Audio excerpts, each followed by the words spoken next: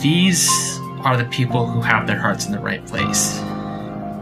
And for the first time in my life, I can say mine is too.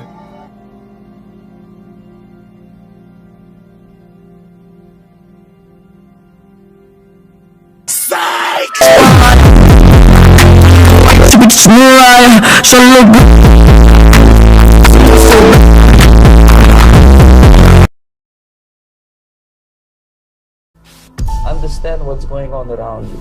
You are in a state of war, and you have precious little time to save yourself.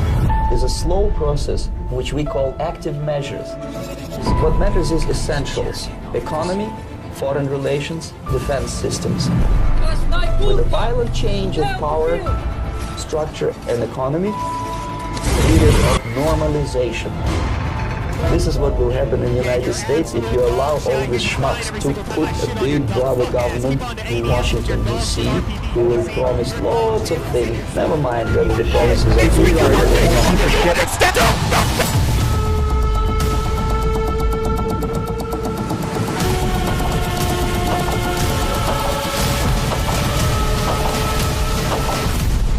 The disaster is coming closer and closer. The danger is real. 2018 was probably the worst year of COD I have ever experienced. Everyone was so disappointed at launch because of how uninspiring and unoriginal everything was. And I mean everything. Hey guys, so I reviewed all the criticism about Black Ops 3 and I heard you guys didn't really enjoy the campaign. So this time, we decided to get rid of it. And replace it with a meaningless introduction to each one of the specialists, and then put you in a private match against bots with little to no difference in gameplay. And we made the enemies so easy to predict that the only thing that will actually kill you is boredom.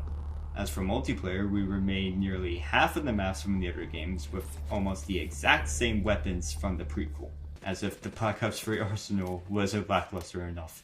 Remember all the great zombies maps that were really well received from the previous game?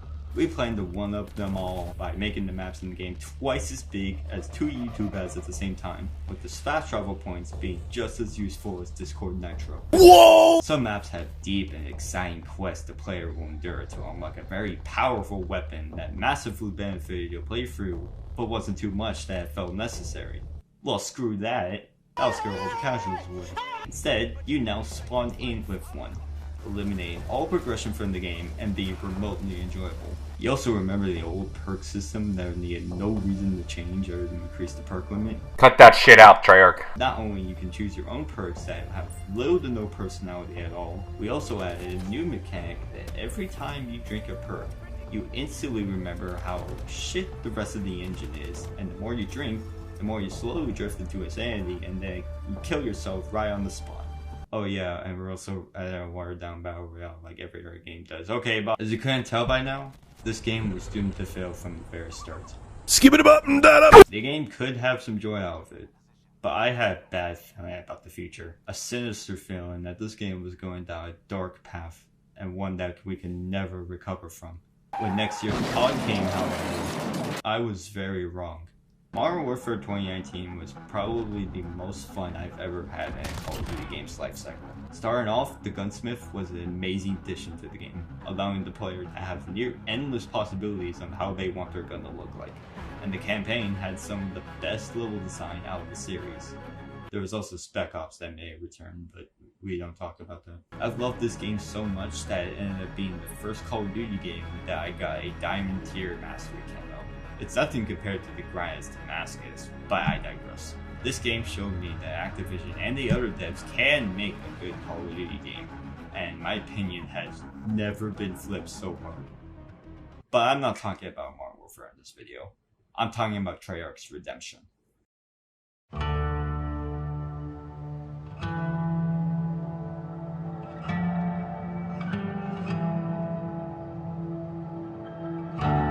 Most of the video will mainly be talking about the story, because it is one of the best Call of Duty campaigns I have ever played, and it's only about 4 hours long that an underdeveloped brand like mine can handle. We'll talk about you two later. just go away for now. Reflecting back on the game's launch, I feel like this campaign doesn't get the love it deserves. For the sole reason being that it had the same problem as Black Ops 3's campaign had. And if you ever played that campaign, you know exactly what I mean. I see where people are coming from, but I don't think the story is as complex as people think. In my eyes, this is the kind of story that isn't as robust and scientific as Black Ops 3, but it isn't as dull for the player to yawn at, except for a few parts. What I'm trying to say is that I feel like Treyarch got the story just right this year, which is definitely saying something.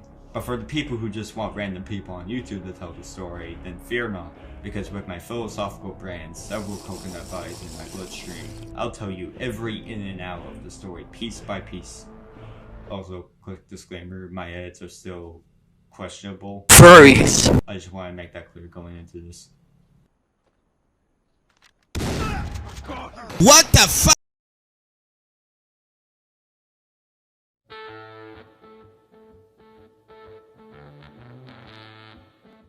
The game starts by playing Spear in the Sky by Norman Greenbaum, with a TV displaying two types of footage: peace protests in the United States and Russian activity showing the sheer manpower of President Reagan's speech about their practice of terrorism commentating over. The speech then turns into news reports about a hostage situation taken by a terrorist group led by Arash Kalavar and Kazim Jabati. Reagan gives your team the green light to confront these leaders and stop their reign of destruction. Now, before I go any longer, I would say how shit the frame rates are on these cutscenes. But on this playthrough, it's not that bad. I'm not really sure if it got patched at the time of making the script, but hey, it works for me. Your team is sent to Amsterdam to confront Kazim. Let us commence forth.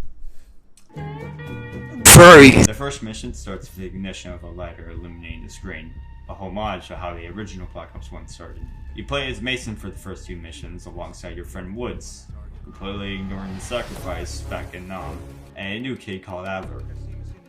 We will definitely be talking about him later. You meet with your former Hans, which is the character we never meet again. The only reason why he's here is because Treyarch needed an excuse for the police not to interfere with the mission. Let's be honest. You then meet up with Woods to infiltrate Kazim's apartment. The second you shoot, Kazim tries to make a run for it. Follow him out with the rooftops, only for a guy to come out of a corner and bop you in the head.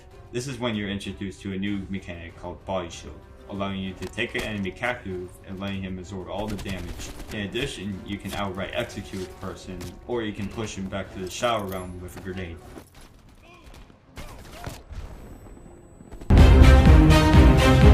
I like this feature a lot, letting you more kills than usual, and in some cases helps you survive when you normally don't.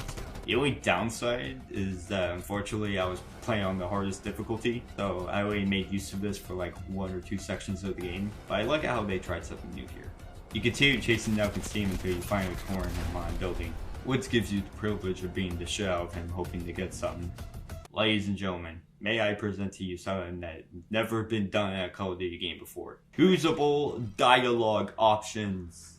This is a load of barnacles. I heard that! I know Modern Warfare and World War II did this as well, but both of them only used them for like 1 mission, so that doesn't count. The conversations you'll be having with the antagonist can go 2 different ways. A pacifist or a menace. Depending on what your attitude is, the situation could sometimes reward you. For example, if you throw out Kazim early, you might miss out on the evidence that can be used for a later side mission.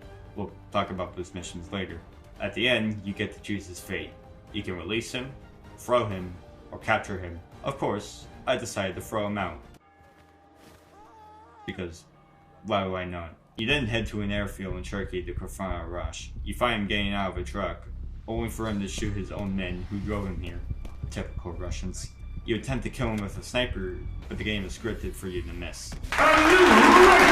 He tries to escape on a plane while you chase him on a jeep. Before Arash could take off, you pull an RCXD out of your ass, and you explode his ramp, sending everything into chaos.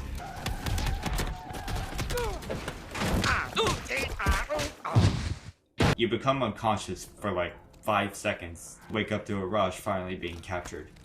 However, when you thought you were done, he reveals that the hostages were just part of the problem, and instead a much more ubiquitous scheme. Hostages. It was never about the hostages. His plan is already underway. You won't Perseus. Bullshit. Perseus is dead. Dead. All this time and you didn't even know.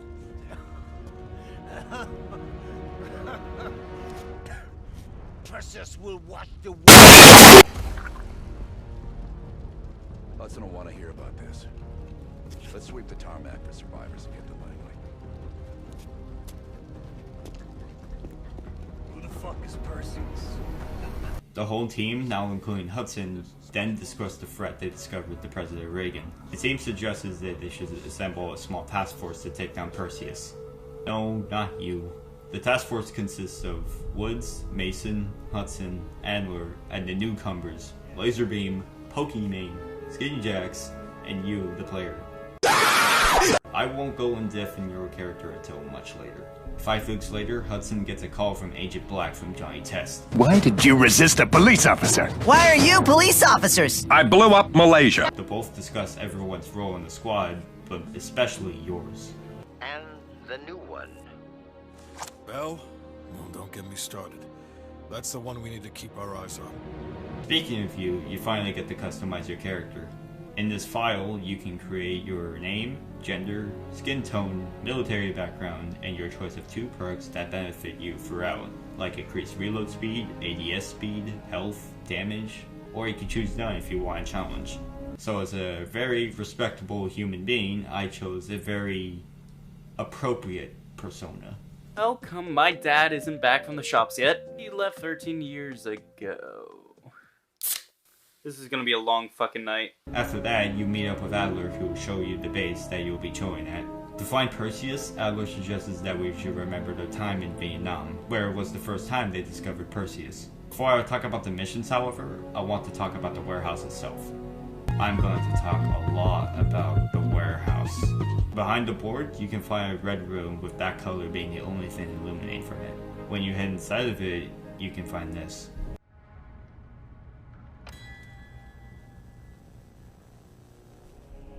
The only thought in your head is confusion, so you think nothing of it. Another secret you can find is a locked door with a 6-digit code. Your goal is to find 3 pieces of an article related to JFK's assassination, and when cracked, the code reveals to be the date that JFK was killed. Nothing bad ever happens to the Kennedys! The only thing I find funny is that I found the first and third one, but I could never for some reason find the second one. And when I just looked up where it was, I realized that the second one was right next to the door the whole time. Great job, me. Gold star for you. Inside the room, you have a collection of all the arcade games you will find in the levels, as well as the terminal that returned from Black Ops 1. You can find more background information about the characters as usual, but this time you can now play the sequel to Zork, an old medieval role-playing game you can find in the original. But let's be honest, if I wanted to play a medieval role-playing game, I'd just play Skyrim.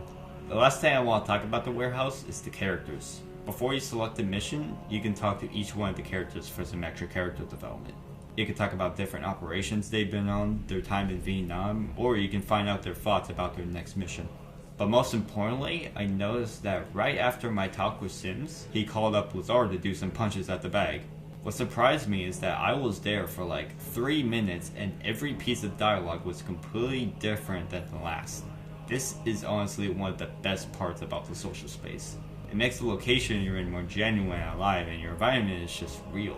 Unfortunately, I kind of feel bad for developers for doing this. Most people probably don't even know about this because they've probably already started a mission by now. But no matter what, this was an excellent feature, and I encourage Eric to do more of this. Right, what else? Oh yeah, the bulletin board. The evidence board is where you'll select your missions. By inspecting these missions, one of the team members will give you some context to said mission. You can also view the evidence to multiple assets that will be used in the mission. But these are just world building tools though, let's be real. But how good are these missions? Well, I'm gonna tell you just that. Bell, it's time to wake up. It's break time. As Adler stated, you flash back to Vietnam to find a lead on Perseus. Your mission was to secure an unknown asset that's being under attack by the KVA. codename Operation Fracture Drop, along with a side quest of finding information about a Russian sleeper agent named Perseus. There's your premise. You first invade a village to find the intel, and this is where you use one of the most broken guns in the game, the M16A1. And you guys thought the MP5 was busted. Get the fucking weak shit out of here. The fact that it has such a high rate of fire with very little recoil, you might as well treat your enemies as paper mache. While doing that, you advance and clear out the final building in the town. Halfway through, you encounter someone who's not KVA, but a Russian soldier. As you push through, they grow more common until you finally reach a red metal door. We'll talk about this door in much greater detail in a later mission. Once you're inside, you find the intel with a bloody handprint. Yeah, that definitely won't have any significance later on. After that, you meet up with your helicopter so you can finally pick up the asset. This is where you actually take control of the helicopter for you to try out yourself. But it's really nothing different from Black Ops 1's helicopter, like you got your missiles and your minigun that shoots with a ray of fire as a laser beam. However, it is nice to see it again. Along the way, the fights you encounter with your enemy from now on will come from multiple angles, those being from the ground, the air, and even the caves, which is what I found cool. You finally arrive at the base that is about to have their defenses breached. You prevent that by taking out their trucks that will refuel the attack. Once the coast is clear, you land at the site to retrieve the asset, which is revealed to be a nuclear bomb. And the mission is complete. So your helicopter gets shot down, and your pilot is put to sleep. And now you are facing a wave of enemies with no escape, presumably to die. Well, at least the soundtrack kinda slaps.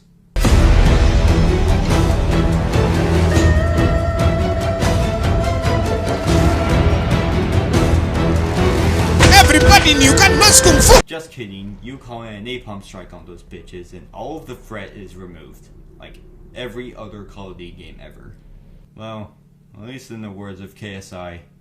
At least the nuke didn't go off. The most important part about the mission, however, is the intel you remembered. Don't forget that this was a memory test after all. The intel leads you to a man in Berlin named Anton Volkov, who is responsible for Russian activity in the city.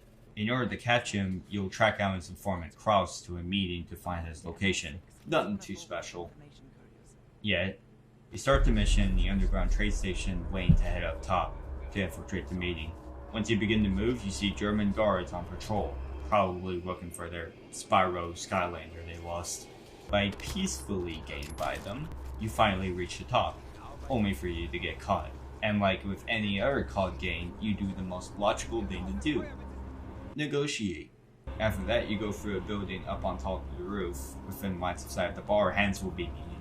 But before we talk about any longer, we must talk about my most favorite historical monument on the left, and arguably the only reason why you're fighting this war.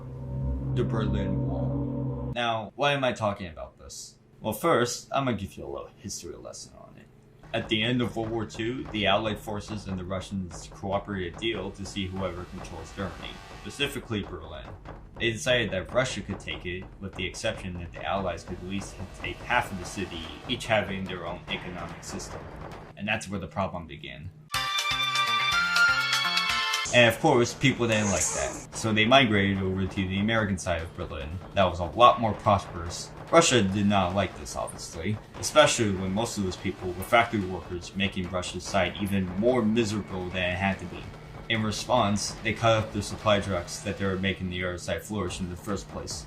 Unfortunately, that didn't work because the Allies then delivered the supplies by plane. They then went as far as donating over to the Russian side because they saw how distressed this country was. Then Russia was like, alright, I had enough of this bullshit. And so in August of 1961, the wall was built, blocking all passage from each side. This single wall was the heart of this war, and it was just a matter of time before someone came out victorious. By looking at the view in game, you can even see the effects of the two systems and how it shaped the environment. On the Allied side, the buildings and windows are gleaming with light and are almost welcoming to the player. Alongside all the company logos maybe acting as shopping malls. It's a really nice touch. But on your side, it's literally the definition of darkness. The only kind of lights are the bar below the street and the windows. And even the windows are bleak compared to the ones on the outside. Remember folks, communism was a very flawed system back in the day. You head down to the bar where the meeting is held and you meet up with your informant. While you wait, the two of you talk about Hans's background that has no relevance at all, and then she gives you a side objective. Yes! Yes! Apparently, her partner has been captured in a nearby basement and asks you to take care of the situation. Notice how I didn't say save. Someone finally locks for the door, only for it to not be Volkov. In fact, it's a messenger informing Cross that he has been followed as 2 or more policemen enter. You escape through the backroom window and you're finally free to progress the mission on your own pace. In this part, you have to reach the door on the other side to meet up with Azar, and just like the previous encounters, you have to do this stealthily. But then you realize that this is a Call of Duty game, and that there are no drawbacks to filming stealth other than you have to use actual stealth to complete.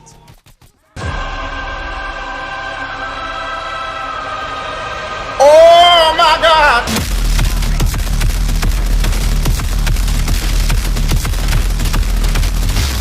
You finally meet up with Azar, and if you genocide everyone... No, wait.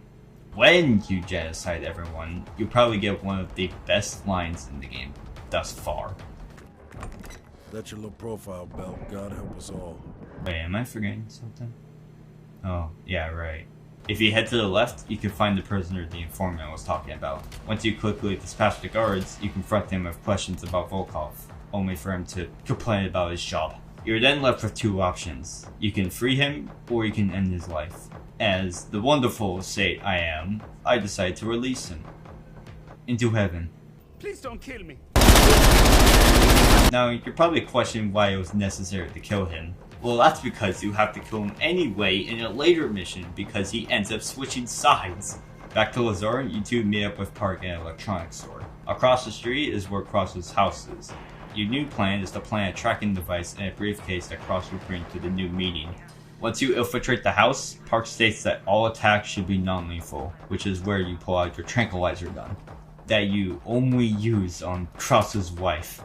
Kind of a missed opportunity, but this isn't new. There's always going to be that one mechanic in every single COD that's going to be used once and never used again. You then head upstairs to find Cross's office to solve a very short puzzle to find his red room. Inside, you can find pictures of nukes explosions and random people you probably don't know. Most importantly, the briefcase. Inside the briefcase, you can find more photos of nukes and somebody from both sides and a passport. Now, this is where things don't make any fucking sense. Because the second you put that tracking device in the case, you hear muffling from the closet to your left, and it's your informant from the bar. Then you get knocked out by the grip of Cross's gun. The reason why this makes no sense because after you plant the tracking device, the door is closed behind you. So if this was the case, you would have heard him open the door. And even then, because of how slow it opens, it wouldn't give you enough time to react. Maybe I'm being too picky about this, but the only way he got through that door is that he used wall hacks to clip through the wall. Just saying. Anyway, you wind up at the warehouse where you finally meet Volkov. No matter what you say, you're basically trialed for execution. But fun fact, if you tell him to fuck off, he'll snap the neck out of your informant.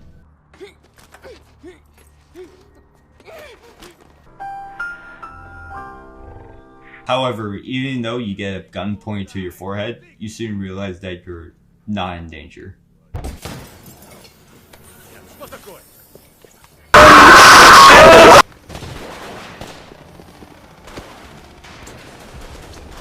I'll secure the case.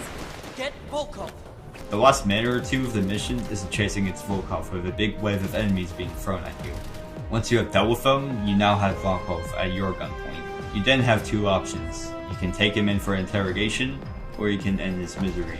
If you do that, Park will get pissed at you because he was holding valuable intel that was useful for the MI6. What could that intel exactly do is to be determined, but the question of does it make a difference is something I'll get back to later in the video. Day 2. You're in the clear. Copy that, Park. Stay on comms. Please stand by.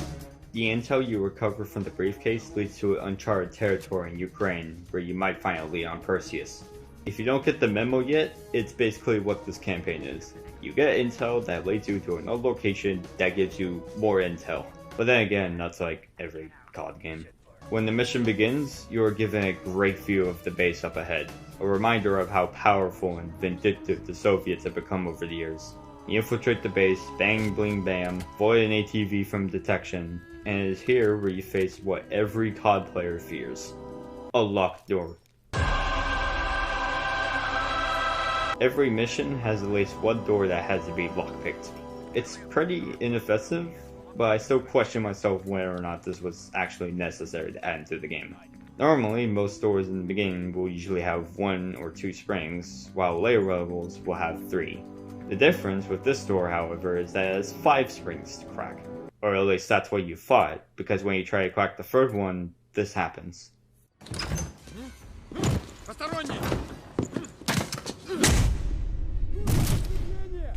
I will rain hellfire upon you! One thing to note, this quick time of it was actually supposed to be slow-mo, but since this playthrough is on veteran, it actually didn't happen at all. I do find that interesting. One thing I like too is that you can silently alarm the guard was trying to go for, which I find pretty funny. But if I had to choose a moment from this mission to sell it, it would honestly be this.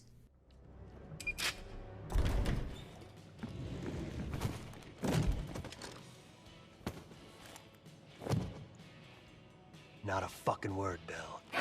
At first, you were very confused of what room you're in. The place is quite colorful, with a pink color scheme, retro arcade machines that you can actually play. Even when you look outside, everything seems so normal and vibrant. It's only when you do so is when you realize that this place is a training course for the Russians to practice shooting up the United States.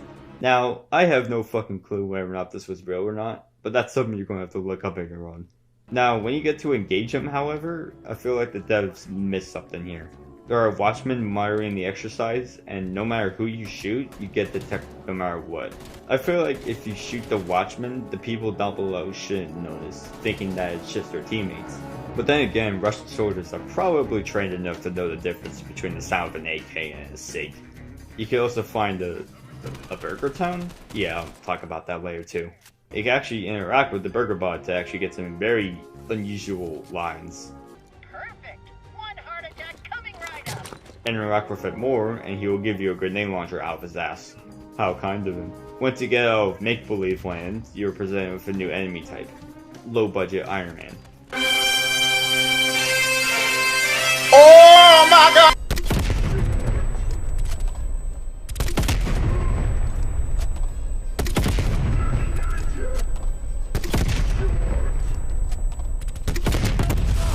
They're an okay boss type. You encounter them throughout the game very briefly, almost like they're a novelty. A part of me wishes that there were more encounters in the game, like I think there's only 2 missions where they're present, but at the same time, I don't think every level should be a late 20 plus on Modern Warfare 3 Survival. You finally make it to the main computer where you can find Perseus' secret plans. And no, there's no furry porn. There's a file you can find named Operation Greenlight.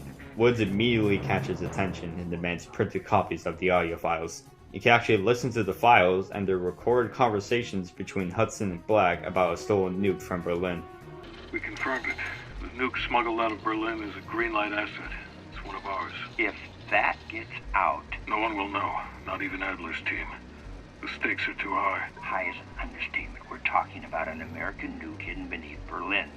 I want to make sure you're committed, Hudson. The play's been called. The ball's in motion. Well, if the asset learns the truth... You're worried about truth now? I'm concerned about control of the asset. If we can't control the asset, we end the asset. Game over. Unfortunately, both of you have no time to process it because the Russians spied you in their system, and now they're on your tail. Along the way, you're attacked by the same ATV you avoided in the beginning, and then you get an ATV of your own, and now you're the one hunting. You destroy more ATVs and a roadway towards your exit, and you escape. Overall, this mission is actually pretty good in terms of level design. The Fake Town USA sections are a really neat idea, and it's kinda sad that there's not a multiplayer map like it.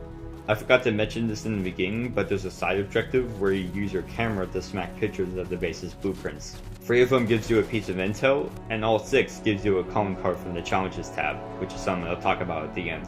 You're then put in a cutscene where the team confronts Hudson in a friendly manner.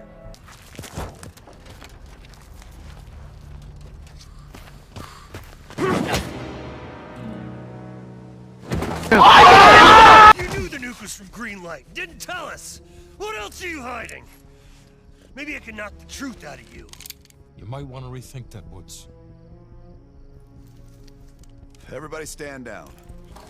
Mason even goes as far as referencing his time being brainwashed in the previous game. That's what you do best, isn't it, Hudson? Manipulate people. Tell them your own version of the truth. There is no truth. Only who you choose to believe. Adler knows all about that. Don't you, Russ? That rhyme right there will play a major role in the story later. Hudson says that Operation Greylight was run by a top-secret team who placed nuclear bombs around Europe because they feared that if the Russians invaded the country, the US could not respond in time. Now, I have no clue if this was real either. In fact, I actually searched this one up, but all it gave me was registrations for laser therapy.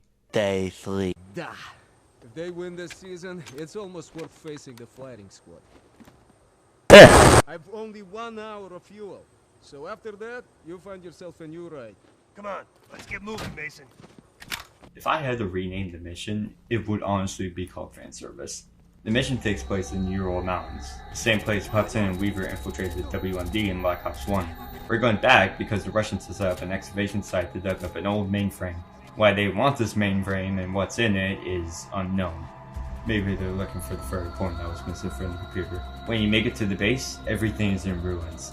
Heading inside, you can see the server room where Hudson's team blew the fuses. Additionally, you can find a body with a crossbow bolt, the same weapon Hudson used in the mission, and also, there's also some zip lines throughout the level that you will have to traverse in order to progress. Maybe a throwback to that one Bay of Pigs mission. The only difference here is that you can shoot your guns, so I guess that's pretty neat. However, I'm pretty sure they only added this feature because this happens. That's why I love Nestle Crunch. You are now left in the underground with no communication and with only your knife, knowing that you've dropped all your weapons during the fallout. When you encounter enemies in the state, you're basically defenseless. I like this because it's a good change of pace, knowing how this game has taught us so far to be as destructive as possible. Vorkuta is one of my favorite missions from Black Ops 1, and it's for a good reason. It's how the level dealt with progression that no other Call of Duty game has done before. You start the mission with only a prison shank, but as you progress through the level, your arsenal will grow stronger, starting from a handgun, then a shotgun, then an AK, finally a minigun. The concept is so simple, and yet it's one of the best missions I've ever played. Now, in this mission, you can take that progression in 2 ways. You can either tackle one of the guards to take their weapon, hopefully not getting blasted by the air dude with a shotgun, or you can avoid those enemies and take a recurve bow in the next room. I don't think this moment fully executes that feeling from Black Ops 1, but it does remind me of it, and I at least appreciate your attempt. Before we move on, however, we have yet another Black Ops 1 reference. Great. In the room ahead, you can find a key that goes to the locker before. Opening this locker gives you a snow-nosed revolver named the Redeemer, with a picture of Steiner. The reference calls back to when Mason killed Steiner because he said Mason couldn't play on the Xbox this week. Mason since then has explored for redemption for what he did, especially when it wasn't even his fault, and this pistol resembles that determination. Now, I would just leave it there, but it itches me that they decided to choose a revolver instead of a Makarov, the same pistol Mason used to kill Steiner. It would have made more sense if they didn't use a revolver they used to play Russian roulette with in that one mission, but nope. And instead put that gun into Modern Warfare and give it 160 rounds with a full L barrel to compute. All I need to do now is wait until 3,421 days until they actually put the gun into multiplayer. You identify the mainframe, use more zip lines, literally gain in someone with pure fall damage, and you escape the mainframe. Overall, I will definitely call this a great mission. I'm just so salty they chose a fucking Magnum for the secret, I swear. The intel from the mainframe gives you a list of sleeper agents around the world so that Perseus can activate them for his bidding. One problem though, he erased the files before you got the hands on them. The only solution is to infiltrate the Lubyanka building, a real place that the KGB used as a central archive with an underground prison where people were tortured, until that wasn't allowed anymore, that is. Now, it was when I was researching this is when I realized something huge. Wait, did a Call of Duty game just teach me history? Day 4. Are you taking them into the KGB with you? Are you crazy? Wait for Mason or Woods to return. I don't need Mason or Woods. I need Bell. They've got the skill we need. Are you enjoying this? You're risking the entire operation unnecessarily. It's not unnecessary. It's calculated. Just understand that if you botch this, we can't get those names. It's over. It's basically at this point where you know something is wrong. Hudson knows something that you don't, and he's definitely worried about you finding out. Алло, Беликов на трубке. Извините, я думал, что это You started the mission playing as Belikov, the same dude who flew you to Mountain Town in the last mission. Apparently, he has connections with the building itself. Your objective is to find a bunker key to give the Adler to have access to the underground where the terminal will be. Before you can start, Gorbachev himself calls you for a meeting to discuss who the imposter is, along with Dukayev? Like, I know there's probably some shit mixing universes in Warzone, like seeing the Burger Town back and before. All I'm just going to say is this. That's a nice round. After the meeting, the game lets you loose to get that bunker key. But the key point about the mission is that you can do that in 4 possible ways. You can frame Charkov to yank out of his pocket, convince a prisoner to take him out, make a key from scratch, or my personal favorite and the one I use in this playthrough is to poison him.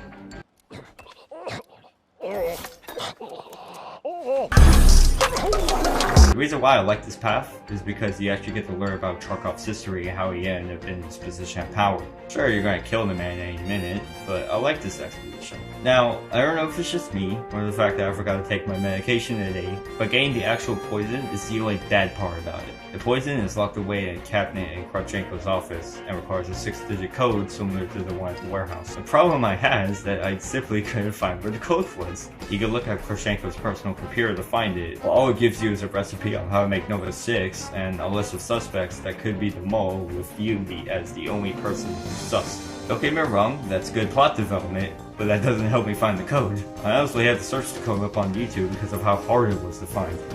Or maybe it's because I'm just fucking stupid. Once you get the bunker key, you give Adler the green light to come through. This is when the player's perspective switches to Bell to finish. What I like about the walk to the elevator is the little touches depending on what you did. The first one being a pair of guards that talk about how you dealt with Charkov, and the second one being the amount of kills you've done that are seen in the lobby. And there's also this one interaction once you get inside the elevator.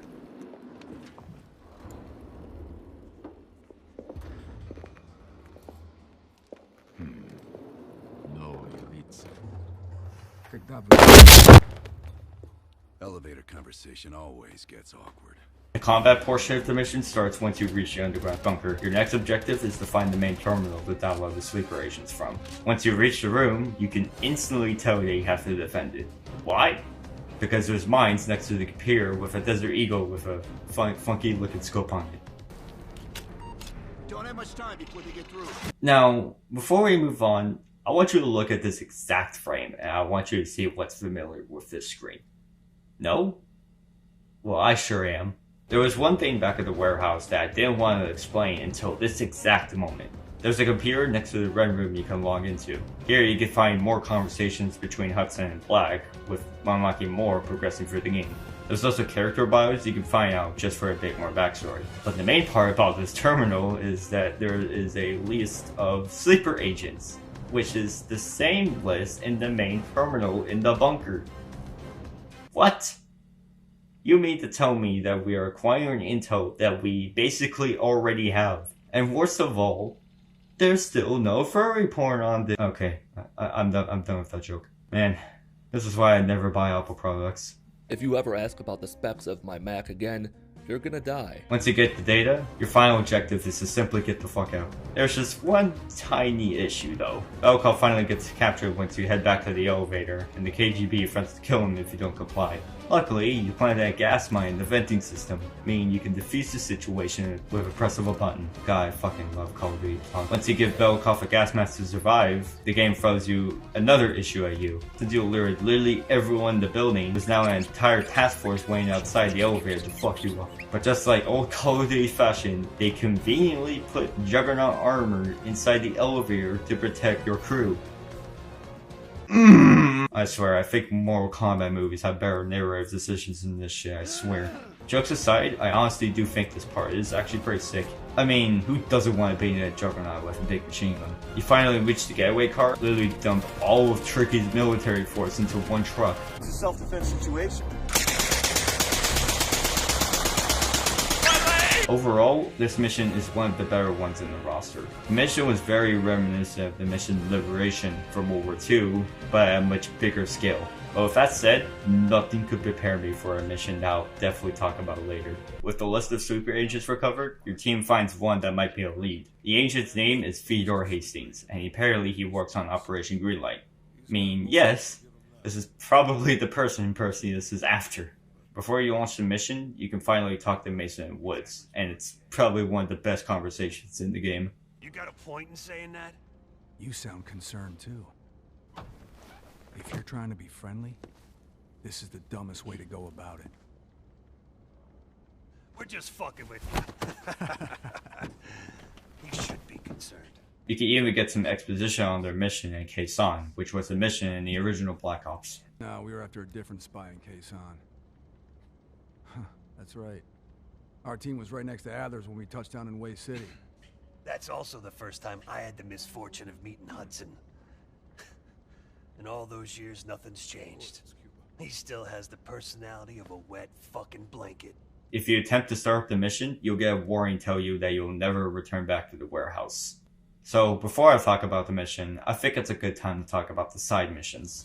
Throughout the game, you'll come across multiple pieces of intel. Some can be acquired right off the shelf, some can be acquired through dialogue, and one has 4 multiple spawn locations that are tricky without getting caught, and sometimes doesn't even spawn at all. This system doesn't work like normal intel from other CODs. Instead, they act like puzzle pieces. In Operation Chaos, an operative goes rogue and decides to connect with Russian spies into the US borders. Fortunately, he's not too hard to find and can basically move on him at any minute. But doing that will still leave his network with his spies intact unless we decrypt a floppy disk to find its location. That disk is the puzzle you have to solve.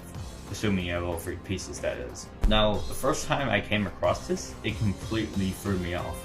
I could not remember a single moment from COD that had a puzzle like this in my life, and I actually kind of find it refreshing that it exists in this game.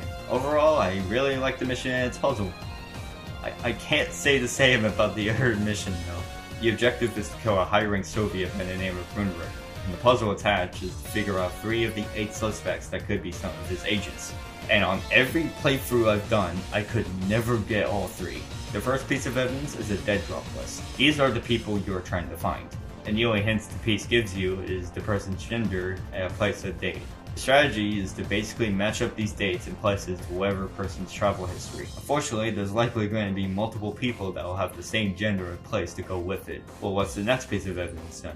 The next piece is a ledger, which reveals more dates. At this point, we are basically narrowing down who the person is. The last piece of intel is a cassette tape revealing the person's intentions of why they're there. Unfortunately, this gives us nothing. The first one says that the bearded lady is here to attend the parliament. But which parliament is it? There are multiple parliaments in the world. But the worst part is about all of this is when you complete the mission, it doesn't tell you whether or not you got all 3 right. It's at the very end of the campaign where you find your result, meaning that if you ever want to retry the puzzle, you'll have to first redo the puzzle, then replay the mission, then replay the last mission to get the ending cutscene, and even then you still have to hope that you got it right. If the trial and error process takes around 20 minutes while I can retry the other side mission with an infinite amount of time, that's a bit sussy. Well, maybe the mission itself is good, maybe it can't be that bad.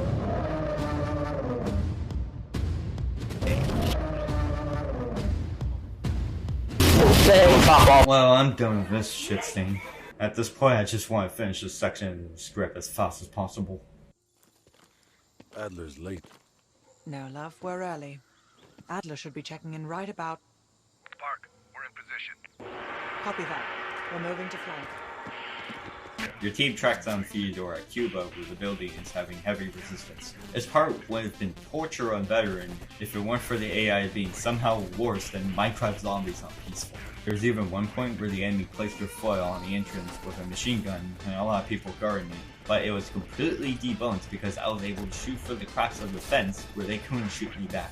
Your team then reaches the security room where they can use the cameras to find the scientist. Before that, however, you can go down this hallway and break down a picture. underneath is the Redeemer. Kinda cool that you can use the weapon again, but this time that was holding the weapon.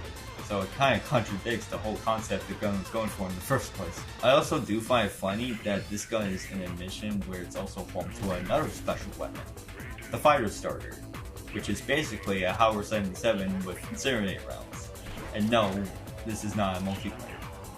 Yet, at first I thought it was pretty inoffensive, but the more time I had to think about it, the more I realized that this gun was also a big missed opportunity. And I would not be saying that if this mission didn't exist.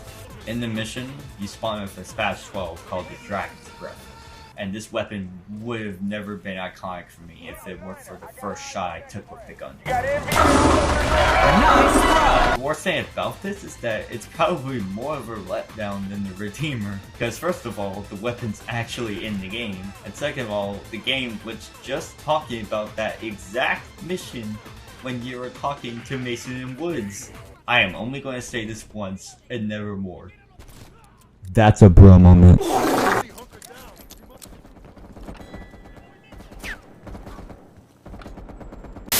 Hi everyone, my name's Magira. On the cameras, you can finally spot Theodore in his lab, only for Perseus to come in out of nowhere and shoot everyone. Once you reach the lab, it's still how you saw it on the cameras. And you ain't until you get from the room is some of Theodore's literal last words. Perseus was here. He shot us. Escaped. Perseus would never leave his precious nuke behind. He forced us to reverse engineer the detonation codes. Give him full access to green light. What? Are you telling me Perseus can detonate multiple nukes in Europe? I'm so sorry. Hastings, stay with us. How many green light devices can Perseus detonate with those codes?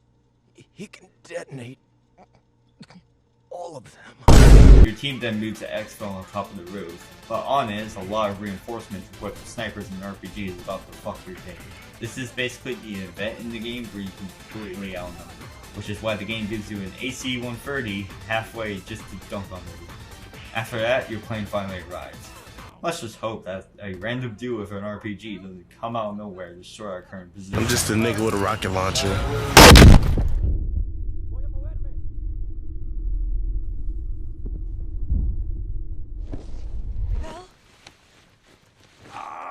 You're then given a hard choice. Save Park and leave Vazar, or save Vazar and leave Park. But since this is timed, you can actually choose neither, which is what I find funny. Obviously, this is everyone's personal preference on who you want to choose, and what I mean by that is that you chose Park. Don't get me wrong, Lazar was a cool character, but in my playthrough, I didn't have as much time spent with him compared to Park.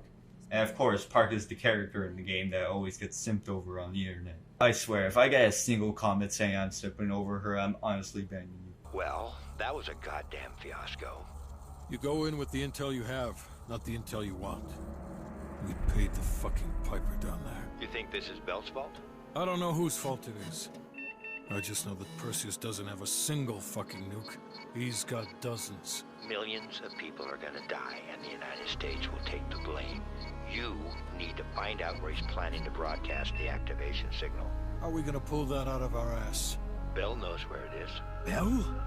This goddamn science project was a failure! Don't count Adler out yet. The man has a deep bag of tricks. Back to Bell's perspective, he's still damaged from Cuba, if you couldn't tell from all the lipping. After getting put on a medical bed, the person you saved from last mission gets to thank you. But if you actually save neither of them, Sims gets to talk to you instead. Unfortunately, I don't have gameplay of that, so you're gonna have to take my word. Stop wasting our valuable time. They're of no use to us anymore.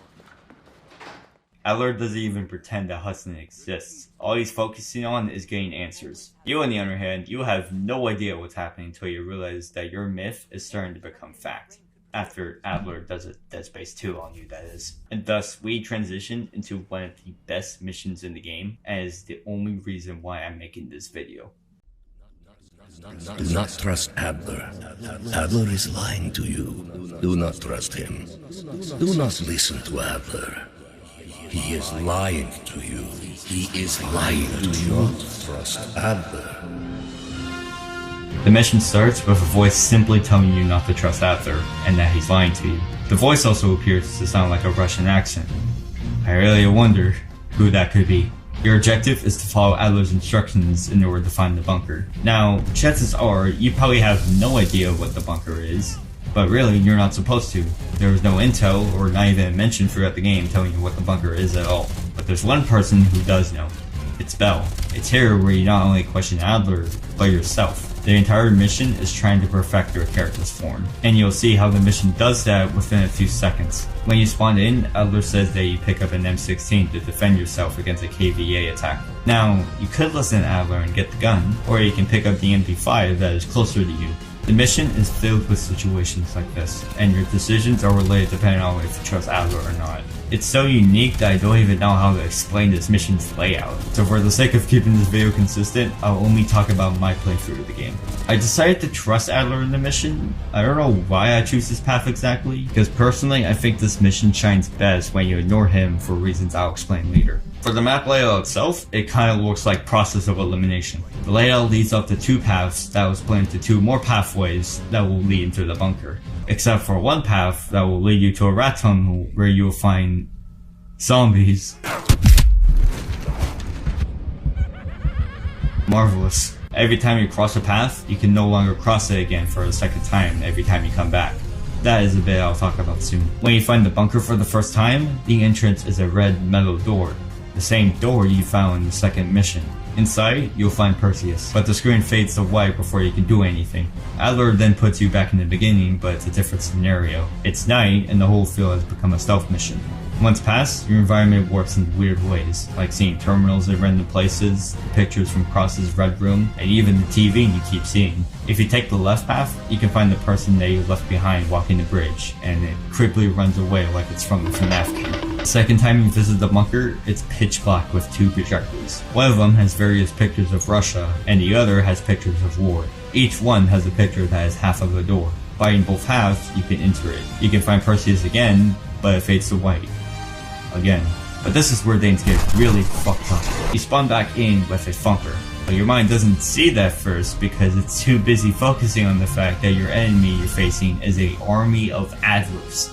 This is probably one of the best moments I had just because of how it caught me off guard so hard. You can even find a giant stone head of him if you cross the bridge. How creative. Am I going too fast for you, SpongeBob?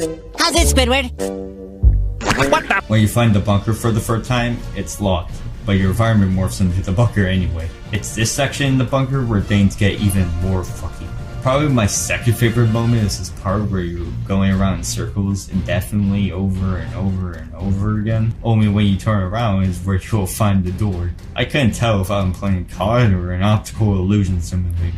There's one point where you're inside a lab and not the bunker anymore. When you find the door, Adler kicks you out of there immediately. It almost seems that he doesn't want you in there for some reason. You find Perseus for the third time, and this time, it doesn't widescreen.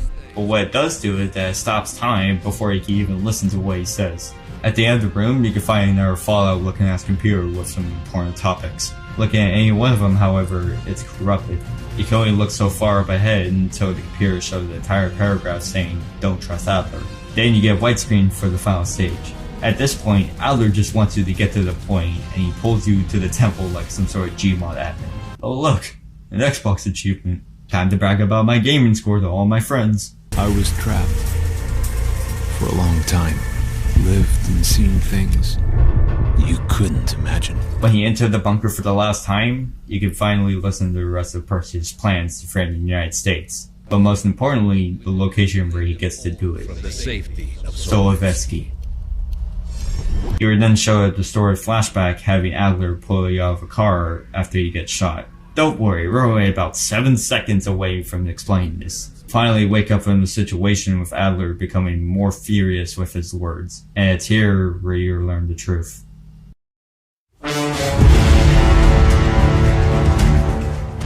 You never started out as you thought you were to be. You were a part of Perseus' elite, presumably his second in command. You were with his team to sabotage Greenlight against America, but one night changed all of that. You spoke to Arash and Ajib about a planned ambush that will take place in Duga, but that's not really important. But what he does tell you is that he's jealous of your relationship with Perseus and that he wants all the glory for himself. so he kills you. But I have other plans for you. Perseus thinks too highly of you. I don't want the competition.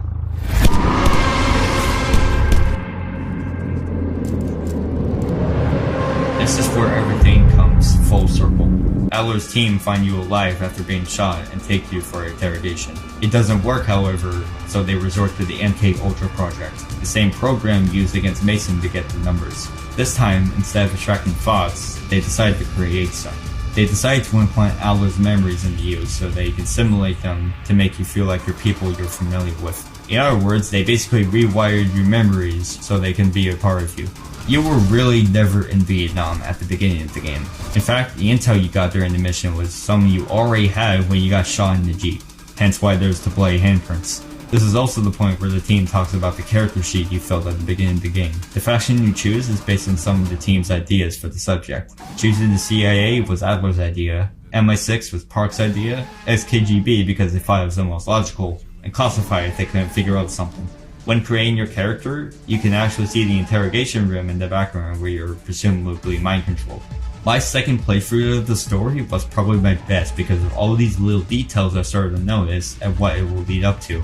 However, replay value itself, it's something I don't need to talk about. Like, oh my god, how many times have I fucking said? You may have noticed throughout the game that Adler really loves to say the phrase, "We got a job to do." That's because it's a trigger phrase to keep you active. Man, I really love this game using completely original ideas. But now since you know the truth, it's time to decide your ending. When Adler asks you where Perseus is for the last time, you were given two highlight options. Now, before I even talk about the endings, I want to talk about my philosophy of endings in general. In a way, this is basically a good or bad ending, but that's how I think other people see it. In my eyes, however, I don't think that's true. A game I do consider to have a good and bad ending is Far Cry 3. You know, the game with the funny insanity speech. I'm sorry. I don't like the way you are looking at me. In the good ending, Jason Brody realizes all of his wrongdoings and restores his human personality to escape the island with his friends. In the bad ending, you kill all of your friends and you keep your anger to yourself. How I decide endings in video games is completely dependent on what I think about the characters and what will happen to me. But looking back on Cold War, I honestly think both endings should actually be switched places. But why is that some random furry on YouTube? Well, let me tell you, it's a wild story. To get the good ending, you tell Adler the truth that he's in Solovetsky, in which you go there immediately to end this once and for all. You start the mission with the simple objective to take out AA guns to allow the Warhogs to destroy the stronghold. Now, I actually died quite a bit in this first section, mainly because you fight the enemy with a war machine while you're driving a Jeep. Don't forget, I was still playing on Veteran, meaning that I was a big fat target to shoot at with no cover to work with. It was quite annoying, but it didn't break the game for me.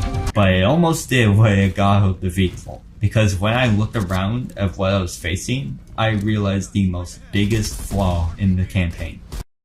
Your actions never mattered. Throughout the game, you are given choices, mostly to decide a person's fate or to get a certain loyalty. That's it. There was never once in the game where your actions had consequences. Sure, you can get that one informant killed for being ignorant, but that doesn't change the story. For example, what if you killed Volkov? Sure, Park will get pissed at you, but you still won't gain anything if you capture him instead. You don't even get any fucking intel, which is something I really need for that one side mission. You see what I mean? The reason why I figured this out at this specific moment is because I came up with an idea. Depending on what you do in the campaign, maybe it can increase the enemy variety in the final mission. I have no clue to this day what happens if you don't kill the prisoner in the Lubyanka building. But my assumption is that nothing happens. Maybe if you let him off, he might use his connection with the Allies to know about the attack, so he'll send extra reinforcements at the stronghold. I wasn't expecting to have like a Detroit Become Human like timeline chart. I don't think I will ever be like that, but I would have loved if they did something interesting with the choices for once. Hudson tells you that there's still more to be taken out, so you rush to take care of them, only to find more Iron Mans along the way. You continue forth, and a countdown starts for you to destroy the last set of AAs before the Warhogs attack. The game even gives you a minigun at the end for being the last moment you'll have anyway.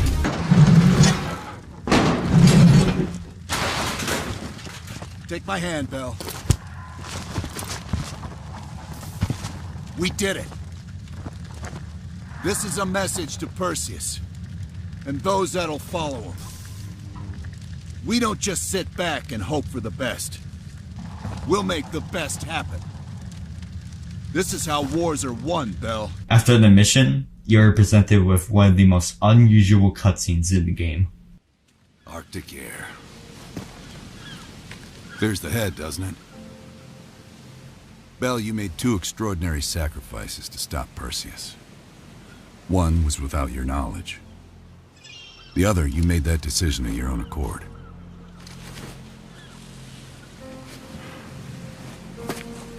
I just want you to know that this little thing that's happened with you and me, it was always for the greater good. You're a goddamn hero, you know that, kid? Heroes have to make sacrifices. That's why when I ask you for one more, I hope you understand. It was never personal.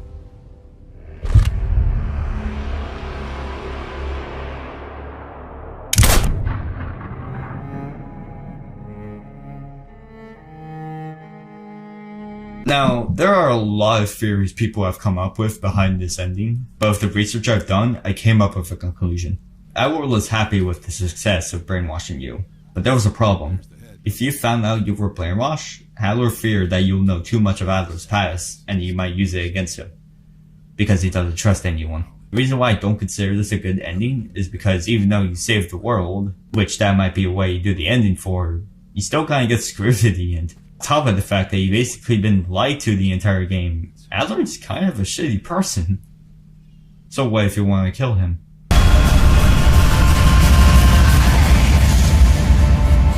To get the bad ending, you tell Adler to go to the satellite array in Duga, the reference brain that Arash mentions it when you're in the Jeep. Now, when you choose this option, 2 things will happen. One is that everyone's names become red, indicating that they're the enemy now. And second is that a countdown timer will start. In that time, you'll have to radio the Russians to prepare the ambush. And since this is timed, yes, there are 2 more possible endings you can get. Listen to the mission briefing is probably one of the most fucked up things to hear. They talk as if this was actually the correct location. They bring up some very logical points that it would make sense for Perseus to be holed up in our array to make long distance signals to, I don't know, detonate some nukes. But even then, you know for a fact that's wrong and that they're walking into a trap. And I love that so much. When you finally spawn in the mission, there's no enemies. Your team starts to get skeptical and confronts you. One thing I noticed about this conversation is the dialogue options. Looking back, your dialogue options throughout the game were mostly straightforward. Almost like they're coming from a robot or a puppet. I'm pretty sure when you tell Parks about the nukes you discovered from Berlin, both of the dialogue options were basically identical. After learning the truth, your lords are more bitter and evil, but at the same time, you kind of feel good about it. No matter what, you are forced to signal the ambush with your choice of words. However, if you don't radio the Russians back at the warehouse, the game ends with Adler unloading his entire magazine onto you. Meaning that we're even now. This is what I consider the bad ending. I was literally cringing at this moment because of how bad it was. The other option, however, was amazing. So amazing that I somehow managed to survive an RPG to the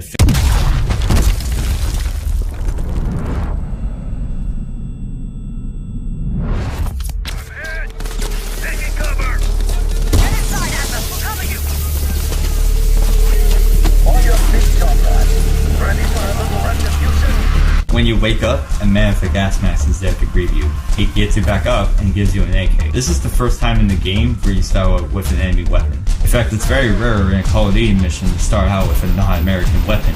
Before you finish Adler, you have to get past his team first. It's really sad that you have to kill some of the most important characters in the franchise, but the more you think about it, they're probably the least developed characters in the game.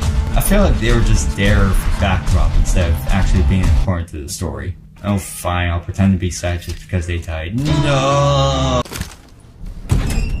Adler is in ruins when you find him. He's too weak to fight you because he knows you got the better of him. And his final words are to tell you how far you've come.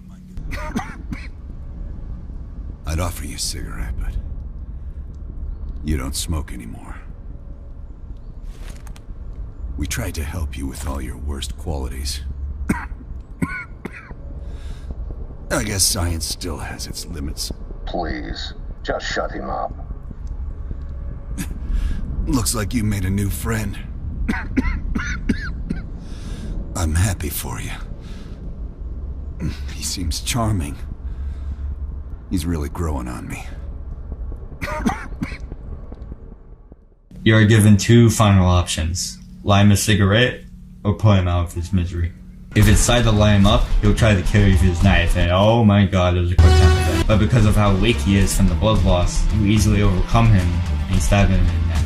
I just love how the devs managed to somehow lie to you in both endings. When the job is done, the masked figure reveals himself to be Perseus. He congratulates your success and gives you the honor of confirming the detonation.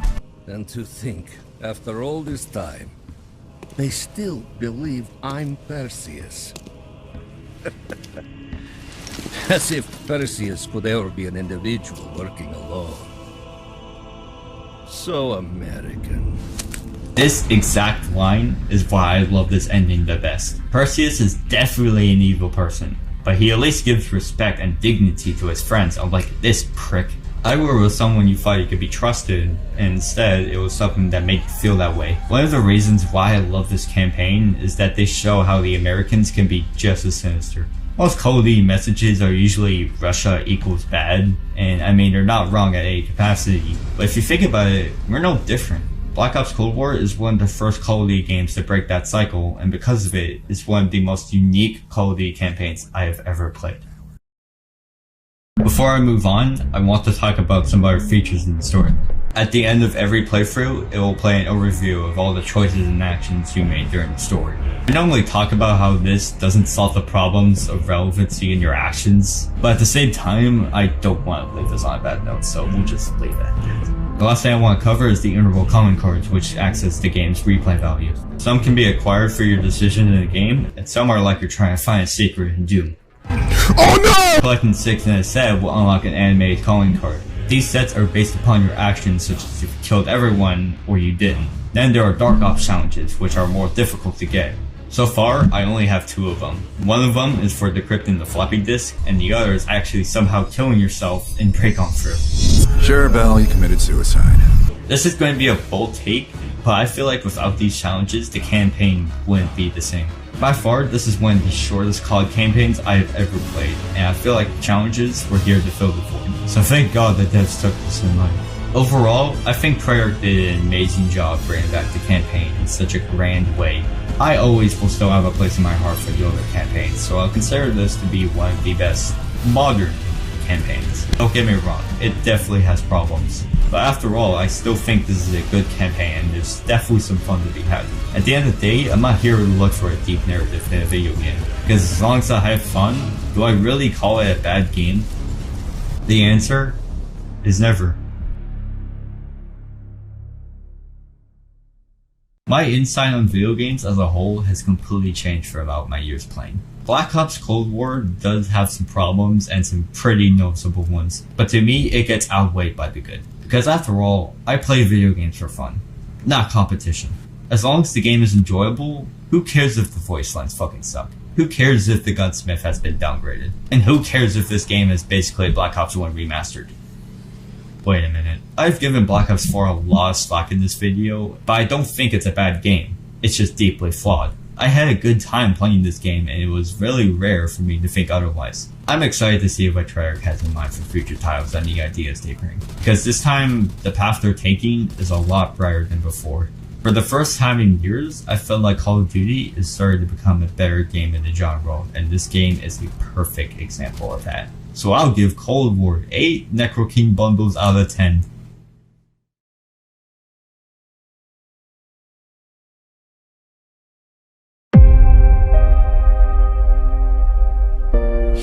Understand what's going on around you. You are in a state of war, and you have precious little time to save yourself. Welcome to West Berlin. And the new one. Bell? Don't get me started. That's the one we need to keep our eyes on. It's not a lie. It's an omission of fact.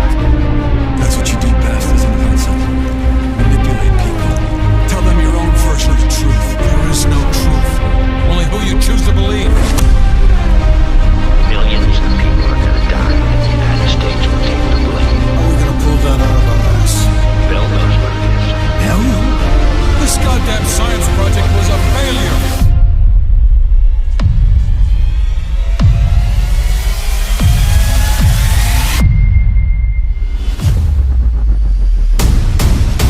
job.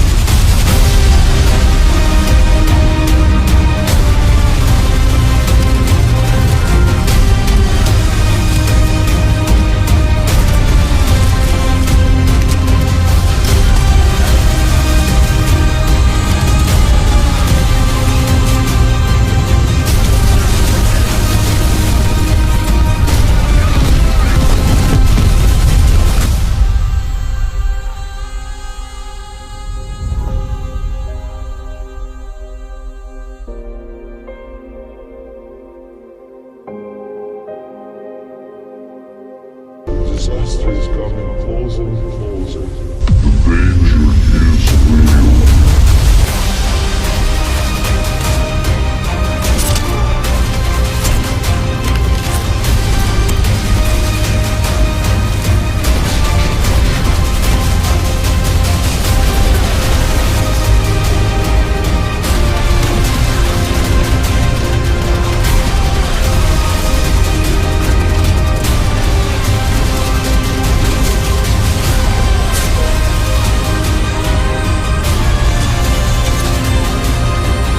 You're a goddamn hero.